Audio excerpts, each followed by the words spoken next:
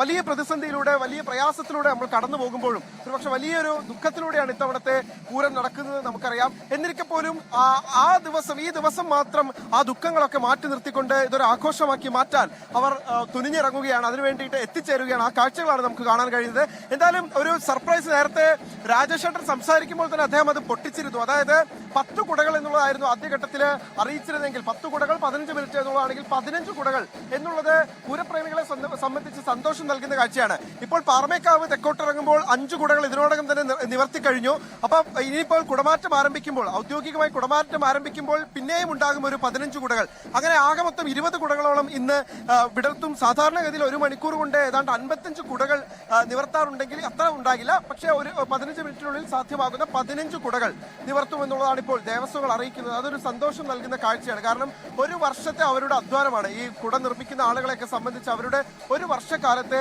അധ്വാനമാണ് ഈ കുട.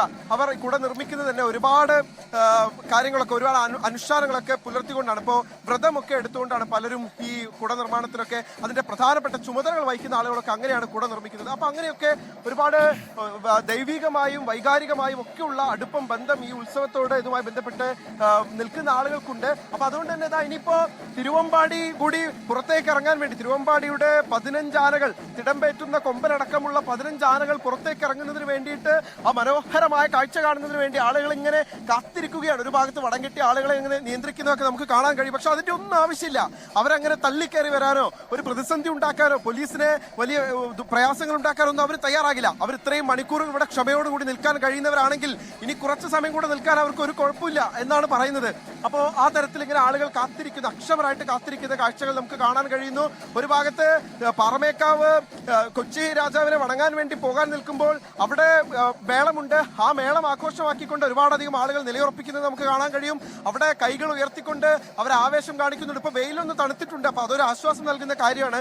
വെയില് അല്പസമയം മുൻപ് നല്ല വെയിലുണ്ടായിരുന്നു. പതക്കൊന്ന് തണുത്ത് ഒരു നല്ല ക്ലൈമറ്റിലേക്ക് കാര്യങ്ങൾ വന്നിട്ടുണ്ട്. അപ്പൊ ഇതാണ് ഏറ്റവും മനോഹരമായിട്ടുള്ള കാലാവസ്ഥ, ഇതാണ് ഏറ്റവും മനോഹരമായിട്ടുള്ള അവസ്ഥ. ഇനി ആ കുടമാറ്റം എന്ന ഈ പൂരത്തിലെ ഏറ്റവും പ്രധാനപ്പെട്ട, ഒരുപക്ഷെ ഏറ്റവും പ്രിയപ്പെട്ട ആ നിമിഷത്തിലേക്ക് കടക്കാൻ ഇനി വളരെ കുറഞ്ഞ സമയത്തിന്റെ കാത്തിരിപ്പ് മാത്രമേ ഉള്ളൂ. ഇന്ന് രാവിലെ മുതൽ പൂരപ്രേമികൾ ഇങ്ങനെ അലഞ്ഞു നടക്കുകയായിരുന്നു. അലഞ്ഞു നടന്ന് അവർക്ക് ഇഷ്ടമുള്ളത് ഓരോന്ന് സ്വീകരിക്കുകയായിരുന്നു. രാവിലെ രാമന്റെ വരവിന് വേണ്ടിയായിരുന്നു എല്ലാവരും കാത്തിരുന്നത്. രാമൻ എവിടെ ഉണ്ടോ അവിടെയാണ് പൂരമെന്ന് പൊതുവിൽ പറയാറുണ്ട്. അപ്പൊ അങ്ങനെ രാമനുള്ള ഇടത്തേക്ക് എത്തിച്ചേർന്ന് രാമനെ കണ്ട പൂരം കൊണ്ട് അതിനുശേഷം മഠത്തിൽ വരവിന് വേണ്ടിയിട്ട് ആളുകൾ കാത്തിരുന്നു. മഠത്തിൽ വരവ് പഞ്ചവാദ്യം, കോങ്ങാട് മധു കൊട്ടിക്കയറിയപ്പോൾ അത് ആഘോഷമാക്കി മാറ്റി. അതിനുശേഷം നേരെ പറക്കുകയായി, നേരെ നീങ്ങുകയായി. ഒരുപക്ഷെ അതിനിടയിൽ ഭക്ഷണമൊന്നും കഴിച്ചിട്ടുണ്ടാവില്ല, കാരമായിട്ട് വെള്ളം കുടിക്കാൻ പറ്റിയിട്ടുണ്ടാവില്ല. നേരെ പോവുകയാണ് ഇലഞ്ഞിത്തറയ്ക്ക് ചുവട്ടിലേക്ക്. ഇലഞ്ഞിത്തറയ്ക്ക് ചുവട്ടിലെത്തി ഇലഞ്ഞിത്തറ മേളം കാണുന്നതിന് വേണ്ടി മണിക്കൂറുകളുടെ കാത്തിരിപ്പായിരുന്നു. 2.5 മണിക്കൂറോളം നീളുന്ന ഇലഞ്ഞിത്തറ മേളം. അതിന്റെ ഓരോ തവണയും, ഒരു തവണ കണ്ടവർക്ക് വീണ്ടും വീണ്ടും അത് കാണാനുള്ള ഒരു ആഗ്രഹം, ഒരു തോന്നൽ അവരുടെ മനസ്സിലുണ്ടാക്കുന്നത് അത് എത്രത്തോളം അവർക്ക് ആ മേളം പ്രിയപ്പെട്ടതാണ് എന്നുള്ളതിന്റെ സൂചനയാണ്. ഞാൻ കരുതായിരുന്നു 30-40 വർഷമൊക്കെ തുടർച്ചയായിട്ട് പൂരം കാണുന്ന ആളുകൾക്ക് എന്താണ് ഇതിലൊരു സവിശേഷത അനുഭവപ്പെടുന്നത് എന്നുള്ളത്. പക്ഷെ അവരോട് ചോദിക്കുമ്പോൾ ഓരോ തവണയും അവർക്ക് സവിശേഷമാണ്, ഓരോ തവണയും അവർക്ക് സ്പെഷ്യലാണ്. അപ്പൊ അതുകൊണ്ട് തന്നെയാണ് ഇത്രയധികം ചൂടും ഇത്രയധികം ആളുകൾ തിങ്ങി നിൽക്കുന്ന സാഹചര്യം ഒക്കെ ഉണ്ടായിട്ടും അതിനെയൊക്കെ അതിജീവിച്ചുകൊണ്ട് ഇങ്ങനെ ആളുകൾ അക്ഷമരായി കാത്തിരിക്കുന്നത്. അങ്ങനെ ഇലഞ്ഞിത്തറ മേളം ഒരു ജോൺസൺ മാഷിന്റെ പാട്ടുപോലെ പതിയെ തുടങ്ങി ഇങ്ങനെ കൊട്ടിക്കയറുന്ന ഒരു മെലഡി പോലെ അത് ആസ്വദിച്ച്, ഒരുപക്ഷെ ലോകത്തിലെ തന്നെ ഏറ്റവും മനോഹരമായ സിംഫണികളിൽ ഒന്ന് എന്നൊക്കെ വിശേഷിപ്പിക്കുന്ന തരത്തിൽ അതൊക്കെ ആസ്വദിച്ച് വീണ്ടും അവർ പിന്നീട് കാത്തിരിക്കുന്നത് കുടമാറ്റത്തിന് വേണ്ടിയാണ്. ഇനിയിപ്പോഴുള്ള ഇന്നത്തെ ഏറ്റവും പ്രധാനപ്പെട്ട ഇവന്റ് എന്ന് പറയുന്നത് കുടമാറ്റമാണ്. അതിനുവേണ്ടിയുള്ള കാത്തിരിപ്പാണ്. പണ്ടായിരുന്നെങ്കിൽ, ഒരുപക്ഷെ മുൻ വർഷമൊക്കെ ആയിരുന്നെങ്കിൽ അവർക്ക് വെടിക്കെട്ടുണ്ടായിരുന്നു. വെടിക്കെട്ടുന്ന ലോകത്തിന്റെ പല ഭാഗങ്ങളിൽ നിന്ന് ആളുകൾ ആസ്വദിക്കാനെത്തുന്ന തൃശ്ശൂർ പൂരം വെടിക്കെട്ടുണ്ടായിരുന്നു. ഇത്തവണ അതില്ല.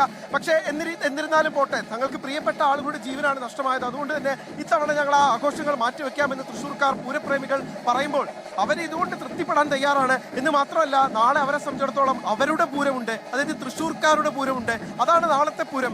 നാളത്തെ പൂരം പകൽപൂരം ആഘോഷമാക്കാൻ വേണ്ടി രാവിലെ മുതൽ തന്നെ അവർ ശ്രീമൂല സ്ഥാനത്തേക്ക് എത്തിച്ചേരും. ഇന്ന് ഈ പൂരം നടക്കുന്ന ദിവസങ്ങളിലൊക്കെ വിവിധ നടകളിൽ, ഇപ്പോൾ തെക്കേ നടയിലൊക്കെ ആളുകളുണ്ടാവും, പല നടകളിൽ, പടിഞ്ഞാറ് നടയിൽ ആളുകളുണ്ടാവും, പല മേഖലകളിൽ ആളുകൾ ഉണ്ടാവുമെങ്കിലും നാളത്തെ പൂരം നടക്കുമ്പോൾ ശ്രീമൂല സ്ഥാനത്ത് മാത്രമാണ് ആളുകൾ ഉണ്ടാവുക. കാരണം അവിടെയാണ് മേളം നടക്കുന്നത്, അവിടെയാണ് പൂരം നടക്കുന്നത്. എന്താണോ ഈ 36 മണിക്കൂറിൽ നടന്നത് അതിന് സമാനമായ തരത്തിലുള്ള കാര്യങ്ങൾ തന്നെ നാളെ അവിടെ അരങ്ങേറും. അപ്പോൾ ദേശക്കാർ എത്തിച്ചേരുക നാളെയാണ്. ദേശക്കാരുടെ പൂരം നാളെയാണ്. അതിന്റെ ഐതിഹ്യം എന്ന് പറയുന്നത് തന്നെ ഈ തൃശ്ശൂർ പൂര നാളുകളിൽ അവരുടെ വീടുകളിൽ ഒരുപാട് അതിഥികൾ ഉണ്ടാകും. പല ദേശങ്ങളിൽ നിന്ന്, പല ദിക്കുകളിൽ നിന്ന്, നാടുകളിൽ നിന്ന് പൂരം കാണാൻ, പൂരം കൊണ്ടാടാൻ, പൂരം ആസ്വദിക്കാൻ എത്തിച്ചേരുന്ന ആളുകൾ ഉണ്ടാവും. അപ്പോൾ അവർക്ക് വേണ്ടി ആ ദിവസം വീട്ടിൽ ചിലവഴിക്കുമ്പോൾ ഭക്ഷണം ഉണ്ടാക്കാനും മറ്റു കാര്യങ്ങൾ നിർവഹിക്കാനൊക്കെ അവിടെ നിൽക്കുമ്പോൾ തങ്ങൾക്കൊരു പൂരം കൂടണ്ടേ? തങ്ങളുടെ നാട്ടിലെ ഏറ്റവും വലിയ ഉത്സവമല്ലേ, തങ്ങൾക്കൊരു പൂരം കൂടാൻ വേണ്ടിയാണ് ഈ പകൽപൂരം എന്ന കൺസെപ്റ്റ് തന്നെ വിഭാവനം ചെയ്യപ്പെട്ടിരുന്നത്. അപ്പൊ അതുകൊണ്ട് തന്നെ തൃശ്ശൂർക്കാരുടെ പൂരമാണ് നാളെ. അപ്പൊ അവരെല്ലാവരും നാളെ ശ്രീമൂലസ്ഥാനത്തുണ്ടാകും. അവിടെ വെച്ച് ഇരു ദേവതമാരും ഉപചാരം ചൊല്ലിപ്പിരിയുന്ന ആ മനോഹരമായിട്ടുള്ള കാഴ്ച.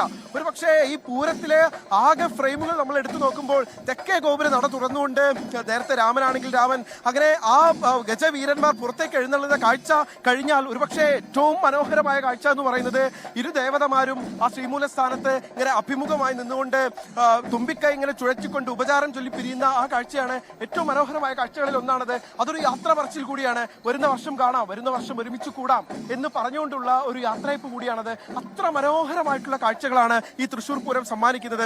ലോകത്തിന്റെ പല കോണുകളിൽ നിന്ന് ഇവിടേക്ക് എത്തിച്ചേരുന്നത്. ഇപ്പോൾ നമ്മൾ അല്പസമയം മുൻപ് പല ആളുകളോട് സംസാരിച്ചപ്പോൾ രാജ്യത്തിന്റെ പല മേഖലകളിലുള്ള ആളുകളാണ്. അവർക്കൊക്കെ ഈ പൂര ദിവസം അവിടെ കൂടിയാൽ, അതായത് അവരുടെ നാടുകളിൽ കൂടിയാൽ അവർക്ക് തൃപ്തിയാകില്ല.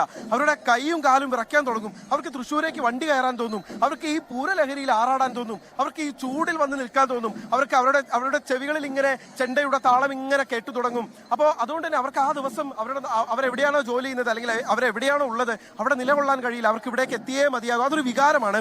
അത് എല്ലാ കാലങ്ങളിലും അങ്ങനെ തന്നെയാണ്. അതിന് എന്തൊക്കെ പരിമിതികളുണ്ട്, എന്തൊക്കെ പ്രതിസന്ധികളുണ്ട് എന്നൊക്കെ പറഞ്ഞാലും അവരെ സംബന്ധിച്ചിടത്തോളം അത് അങ്ങനെ തന്നെയാണ്. അതുകൊണ്ട് തന്നെയാണ് ഇത്രയധികം ആളുകൾ എത്തിച്ചേരുന്ന ഒരു സാഹചര്യം നമുക്ക് കാണാൻ കഴിയുന്നതും. ഇനിയിപ്പോൾ എല്ലാവരുടെയും കാത്തിരിപ്പ് പ്രജിൻ GK ആ മനോഹരമായിട്ടുള്ള കാഴ്ചകൾ, കുടമാറ്റമെന്ന ഏറ്റവും ആകാംക്ഷയോടുകൂടി അവർ കാത്തിരിക്കുന്ന മുൻകാലങ്ങളിലൊക്കെ ആണെങ്കിൽ നേരത്തെ കാലക്കൂട്ടി നമുക്ക്